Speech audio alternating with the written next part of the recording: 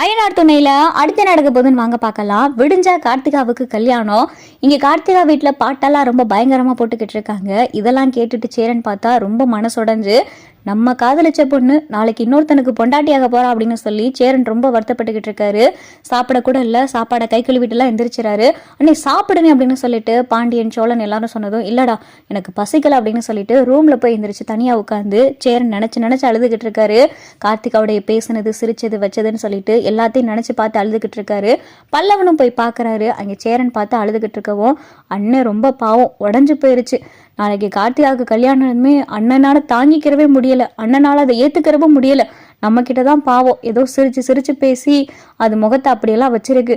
ஆனா ரூமுக்குள்ள போனா அண்ணன் பாவம் அவ்வளவு அழுதுகிட்டு இருக்கு. அண்ணனை பார்க்கவே ஒரு மாதிரியா இருக்கு அப்படின்னு சொல்லிட்டு பல்லவன் சொல்லிக்கிட்டு இருக்காரு. இவங்கெல்லாம் பேசிக்கிட்டே இருக்கலதான் இங்க பார்த்தா கார்த்திகா வராங்க. எதுக்கு நீ இப்ப வந்த அப்படின்னு சொல்லிட்டு சோழன் கேட்கையில இங்க கார்த்திகா ரொம்ப அழுக ஆரம்பிச்சுறாங்க. எல்லாரும் என்னை மன்னிச்சிருங்க, தயவு செஞ்சு நான் சொல்றதை கேளுங்க. அன்னைக்கு கோயிலுக்கு வர முடியாத காரணம் என்னுடைய அம்மா தான். ஆனா விடிஞ்சா எனக்கு கல்யாணம்.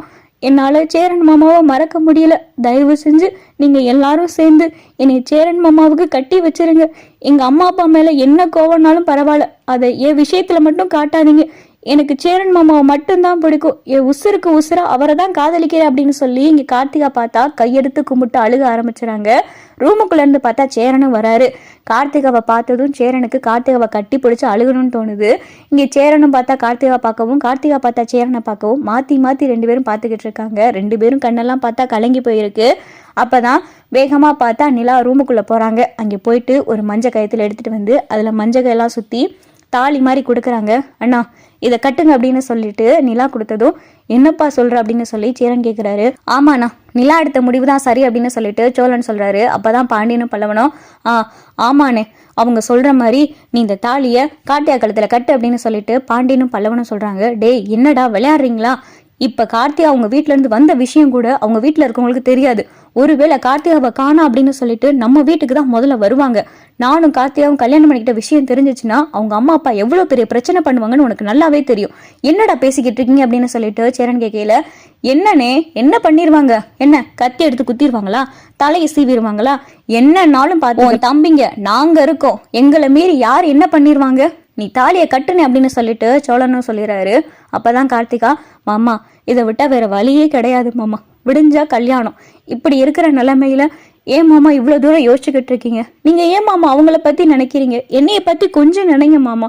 உங்களுக்கு தெரியும் நான் எந்த அளவுக்கு உங்களை காதலிக்கிறேன்னு. என்னைய மறந்துட்டு உங்களால இருந்துட முடியுமா மாமா அப்படின்னு சொல்லிட்டு கார்த்திகா கேட்கவும், சேரன் பார்த்தா நிலா கையில இருந்து தாலியை வாங்கிறாரு. அப்பதான் நடேசனும் வராரு.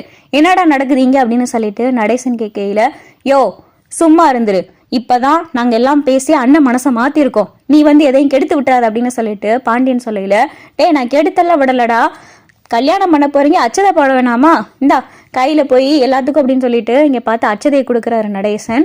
இங்க பார்த்தா பாண்டியன் பல்லவன் எல்லாரும் பார்த்துட்டு, இப்பயாவது உருப்படியான வேலையை பண்ணீங்களே அப்படின்னு சொல்லிட்டு எல்லார் கையிலையும் பார்த்தா அச்சதையெல்லாம் வாங்கிறாங்க. சேரன் பார்த்தா கார்த்திகா கழுத்துல வீட்டிலேயே வச்சு தாலியும் கட்டிடுறாரு. இங்க பார்த்தா எல்லாரும் அச்சதெல்லாம் போட்டு கார்த்திகாவுக்கும் சேரனுக்கும் ஆசீர்வாதம் பண்ணிக்கிட்டு இருக்காங்க.